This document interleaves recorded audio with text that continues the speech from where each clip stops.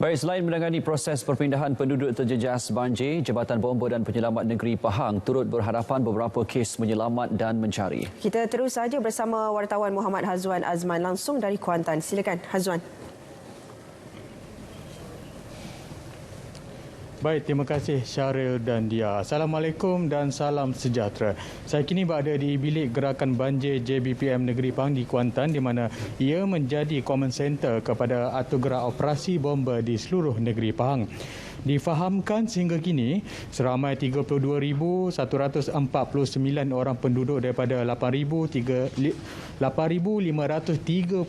buah keluarga telah ditempatkan di 260 pusat pemindahan sementara membabitkan 9 daerah. Dan bagi memperincikan lagi mengenainya, seketika bersama saya adalah pengarah JBPM Negeri Pahang iaitu Insinyur Wan Muhammad Zaidi Wan Isa. Assalamualaikum dan apa khabar tuan? Waalaikumsalam. Tuan, mungkin boleh ceritakan sedikit orang kata setakat ini operasi menyelamat banjir dan perpindahan penduduk setakat ini.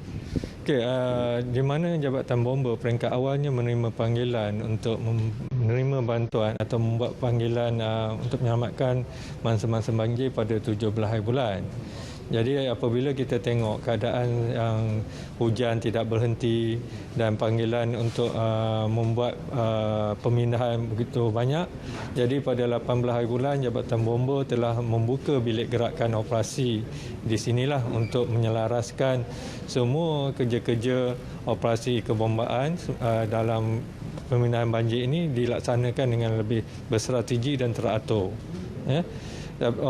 Dari sini kita juga telah mengambil untuk membekukan keputusan untuk membekukan semua cuti-cuti pegawai kita supaya dapat memberi tumpuan sepenuhnya dalam kerja-kerja menyelamat semasa banjir ini. Mana-mana yang telah sedang bercuti kita panggilkan balik. Jadi walaupun kita membuat kerja-kerja operasi perpindahan, kita tidak juga terlepas dari melaksanakan kerja-kerja operasi yang lain. Contohnya kita membuat kerja operasi untuk mencari dan juga menyelamat mangsa-mangsa yang lemas di air disebabkan oleh banjir.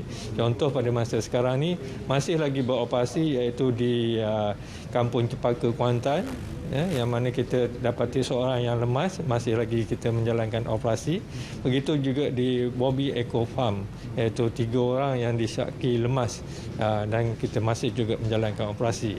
Dan juga satu lagi di Telemung yang melibatkan yang disyaki ada 6 orang yang lemas. Jadi dalam masa walaupun kita menjalankan operasi kebombaan untuk menyelamatkan mangsa banjir, jadi kita juga tidak terlepas untuk menjalankan ataupun standby untuk menghadapi kemungkinan adanya kebakaran-kebakaran dan juga mungkin berlakunya kemalangan kenderaan. Jadi kita memerlukan pegawai-pegawai yang ramai untuk dalam operasi semasa musim banjir ini. Ya. Tuan, kalau kita cerita dari segi aset dan logistik dan anggota, berapa ramai yang dikerahkan sepanjang musim banjir ni? Okey, untuk tujuan ini kita tadi seperti mana yang saya katakan, kita dah membekukan semua cuti pegawai kita yang ada di Negeri Pahang ini, iaitu seramai 1,014 pegawai. Jadi kita dah kerahkan semuanya untuk bertugas mengikut shift masing-masing lah. Dalam masa yang sama kita juga membuat persediaan bagi logistik marine, yang mana kita ada 44 buah bot aluminium, 4 lori Highcom, 3 lori 5 tan, 4 3 tan dan kenderaan 4x4 19. Dalam masa yang sama, kita juga mendapatkan bantuan daripada negeri-negeri yang berhampiran yang tidak mengalami banjir. Contohnya daripada negeri Perak, yang mana kita mendapat bantuan seramai 30 orang anggota dia untuk kerja-kerja operasi bersama dengan 4 buah bot aluminium.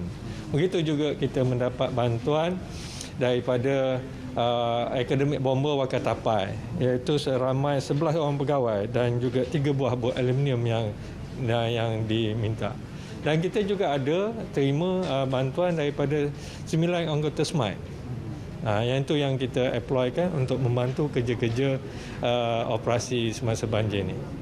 Sebab dia memerlukan ramai orang. Ya. Okey, baik Tuan, di atas perkongsian tersebut.